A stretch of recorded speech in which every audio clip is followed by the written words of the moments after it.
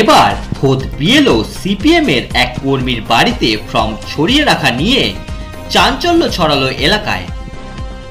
SIR চলাকালীন খোদ BLO CPIM এর এক কর্মীর বাড়িতে গিয়ে ফর্ম ছড়িয়ে রাখেন। ঘটনাটি ঘটেছে হুগলির বৈদ্যবাটি পৌরসভার 19 নম্বর ওয়ার্ডে। সূত্র মারফত খবর পেয়ে এদিন বৈদ্যবাটি পৌরসভার 19 নম্বর ওয়ার্ডের পৌর সদস্য পৌশালী ভট্টাচার্য ঘটনাস্থলে এসে উপস্থিত হন এবং কেন এক রাজনৈতিক দলের কর্মীর বাড়িতে এইভাবে ফর্ম ছড়িয়ে রেখে কি করছেন সেই বিএলও সেটা জানতে চান। এই যে 204 পাঠের বিএলও বৈদ্যবাটি পৌরসভার 19 নম্বর ওয়ার্ডে তা সে সকাল না কোনো প্ল্যান করে নয় 204 পাঠে কাউন্সিলর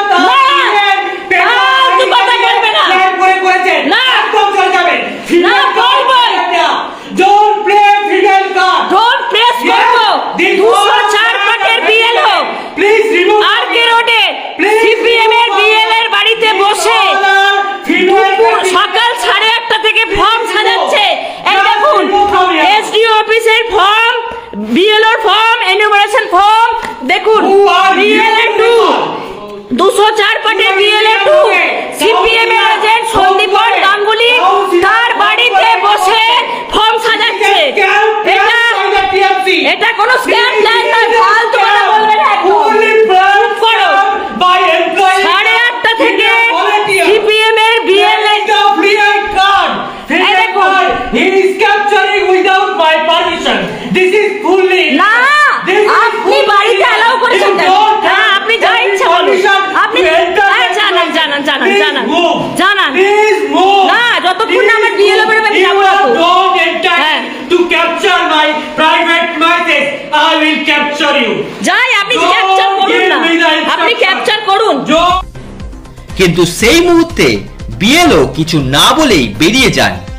পরে ওই জনপ্রতিনিধি সোশ্যাল মিডিয়াতে পোস্ট করেন এবং বিস্তারিত ঘটনাটি তার ঊর্ধ্বতন কর্তৃপক্ষকে জানান। হ্যাঁ, আমার ওয়ার্ডে 5টি বুথ, সেই বুথের মধ্যে 204 নম্বর যে পার্টটা মানে 187 চাপদানি বিধানসভার অন্তর্গত 204 নম্বর যে বুথটি, সেই বুথের যে বিএলও আছে এসডি অফিস মারফত রঞ্জনা দত্ত তার নাম, তিনি আজকে আমার সকালে অভিযোগ আমার কাছে জানায় আমাকে যে আমি গিয়ে তার বাড়িতে দেখতে পাই যে তিনি কাজে ফিল্ডে বেরিয়ে ফিল্ডে না ঘুরে তিনি সিপিএম এর যে একজন BLA2 দিয়েছে সিপিএম এর পক্ষ থেকে তার বাড়িতে বসে উনি ফর্ম শর্টিং করছেন। সমস্ত এসডি অফিসের ফর্ম বার করে এসআইআর এর ফর্ম বার করে ওখানে বসে উনি শর্টিং করছেন। আমি সামনাসামনি ওখানে গিয়ে দেখতে পাই ওনাকে। আমি তৎক্ষণাৎ এসডি অফিসে কমপ্লেন করি এবং আমি আমাদের মাননীয় বিধায়ক অরিন্দম গুইনকে ব্যাপারটা সঙ্গে সঙ্গে আমি জানাই ঘটনাটা। দেখুন, আমি চাইছি এনাদের কাছে তো অর্ডার আছে, এনারা ট্রেনিং নিয়ে এসেছেন এবং আমরা সব জায়গায় দেখতে পাচ্ছি বিএলও তো হবে নিরপেক্ষ, তিনি এসডি অফিস মারফত কাজ করতে এসেছেন, তার তো উচিত বাড়ি বাড়ি গিয়ে ফর্ম দেওয়া। তিনি কোনো একজন পার্টিকুলার দলের রাজনৈতিক দলের BLA2 বাড়িতে গিয়ে কেন তিনি ফর্ম শর্টিং করবেন? এক্ষেত্রে একটা কোশ্চেন জনগণের তরফ থেকে আমিও করতে চাই, ধরুন কোনো মানুষের বৈধ ভোটারের নাম সেখানে একটা ফর্ম মিসিং হয়ে গেল, তার দায় কে নেবে? তার দায় কি সেই নির্ধারিত বিএলও নেবে যে এসডি অফিস থেকে এসছে, না সিপিএম এর সেই এজেন্ট নেবে যার বাড়িতে গিয়ে যার বাড়িতে তিনি অ্যালাউ করেছেন তার বাড়িতে বসে ফর্মটা সাজাচ্ছেন শর্টিং করছেন? তাহলে যদি একটা আমার ওয়ার্ডে 204 পাটে একটা ভোটারের এসআইআর এর ফর্ম মিসিং হয় তার দায়টা তাহলে নিশ্চয় ওই সিপিএম এর যে এজেন্ট আছে BLA2 দিয়েছেন 204 পাটে সন্দীপ গাঙ্গুলি অথবা আমাদের যে এসডি অফিস মারফত বিএলও রঞ্জনা দত্ত, এনারা একজন দেবেন। যদি কোনো ফর্ম মিসিং হয় তাহলে 204 পাটের ভোটার তাদেরকেই প্রশ্ন করবে নিশ্চয় ফর্ম মিসিং হলে। যদিও এই বিষয়ে ওই সিপিএম কর্মী সন্দীপ গাঙ্গুলি জানান, ওই বিএলও ম্যাডাম আমার বাড়িতে বসে ফর্ম সাজাচ্ছিলেন যাতে বাড়ি বাড়ি ফর্ম বিতরণে তার সুবিধা হয়। শাসক দল এই বিষয়টিকে রাজনৈতিক রং লাগানোর চেষ্টা করছে। এই বিএলও দিদি আমাদের সঙ্গে দীর্ঘদিন ধরে মানে 4 তারিখ থেকে কাজ করছেন। আজকেও সচরাচর কাজ করার জন্যই উনি আমাদের সঙ্গে যোগাযোগ করে এসেছিলেন। এবারে গতকাল ওনাকে প্রচুর ফর্ম দেওয়া হয়, ফর্মের পরিমাণটা খুব বেশি, সেটা ভালো করে সাজানো ছিল না, সেই জন্য উনি আমাদের একটু অ্যাসিস্ট্যান্স চেয়েছিলেন।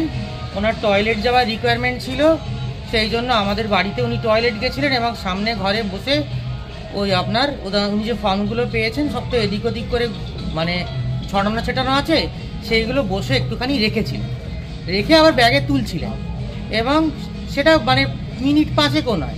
তারপরে উনি সঙ্গে সঙ্গে আর একজন যে বিএলএ আছে তার সঙ্গে যোগাযোগ করে বেরোবার জন্য তৈরি হন এবং ওই ফর্মগুলো আবার নেবে বলে উনি জাস্ট বেরিয়েছিলেন।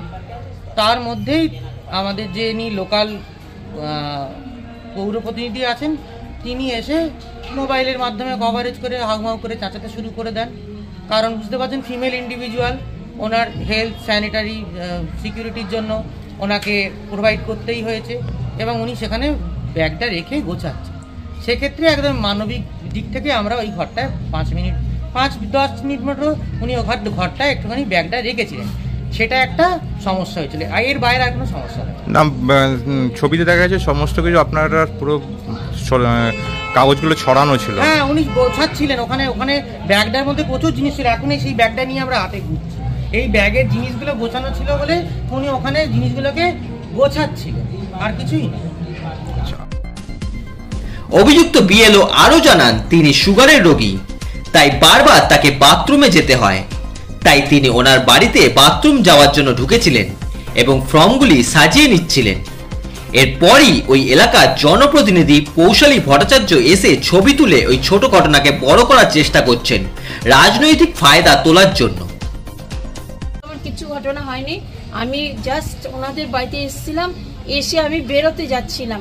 আমি বললাম যে একটুখানি আমার বাথরুমে যাবো, বাথরুমটা একটুখানি মানে আমার এত জোর বাথরুম পেয়েছে। আমি সুগারের রোগী, সত্যি করে কথা, আমি সুগারের রোগী, আমার প্রচুর কষ্ট হচ্ছিল। তাই জন্য আমি বললাম দাদা একটুখানি বাথরুম যাবো। বলছি যান। এসে আমি ফর্মগুলোকে নিজের মতন করে সাজিয়ে নিয়ে তুলে নিয়ে যাচ্ছিলাম, ওইটুকুই মানে ঝামেলা হয়ে গেল। না, আপনি তো জানতেন যে উনি একটা রাজনৈতিক পার্টি থেকে বিলং করতেন। আমি আজকে যদি আপনার বাড়িতেও যাই, আমি যদি ফর্মটা সাজিয়ে, আমি কি আপনি কোন পার্টি আমার তো সেটা জানার দরকার ছিল না। সেটাই তো এটাই তো কথা, বলুন না, এটাই তো ঝামেলা করার কোনো ব্যাপার না। আমি কিচ্ছু ঝামেলার কোনো এখানে কিছুই হয়নি, পরিষ্কার কিছুই হয়নি, কোনো ঝামেলাই হয়নি। মানে ও অভিযোগ করছে যে আপনি নাকি ওখানে সমস্ত ফর্ম ফর্মটা আমি রেখেছি, পুরো সাজানো ছিল। না সাজানো না, আমি সাজিয়ে নিচ্ছিলাম, পরপর সাজিয়ে নিচ্ছিলাম, আমি পরপর করে বাড়িগুলো নিয়ে যাচ্ছিলাম, আমি নিজেই সাজিয়ে নিয়ে এসেছি, সেগুলোকে সাজাচ্ছিলাম। আমি ব্যাগে তুলবো, এবার ব্যাগ গুছিয়ে নিয়ে যাব, মানে কার বাড়ি কোনটা সেটা পরপর করে গুছিয়ে নিয়ে, এটা কি আমার অপরাধ?